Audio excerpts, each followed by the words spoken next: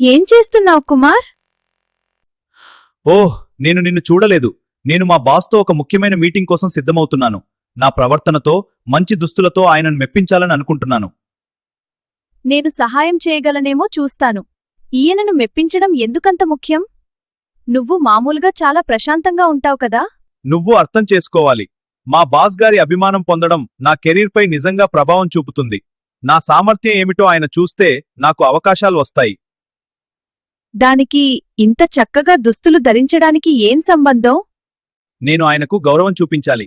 గత నెలలో మా ఆఫీసులో ఒక యువకుడు బాస్తో మీటింగ్కు ఆలస్యంగా వచ్చాడు. అంతేకాదు అతను చిందరవందరగా ఉన్న బట్టలతో, దువ్వని జుట్టుతో వచ్చాడు. అతని అగౌరవానికి బాస్ చాలా నొచ్చుకుని అతన్ని ఒక ముఖ్యమైన ప్రాజెక్ట్ నుండి తొలగించారు. బాస్ మంచివారే, కానీ మనం ఆయనకు సరైన గౌరవం చూపించాలి. నా వరకు టై కట్టుకోవడం ఆ గౌరవాన్ని తెలియజేస్తుంది. సరే అయితే దీన్ని సరిగ్గా కట్టగలమేమో చూద్దాం.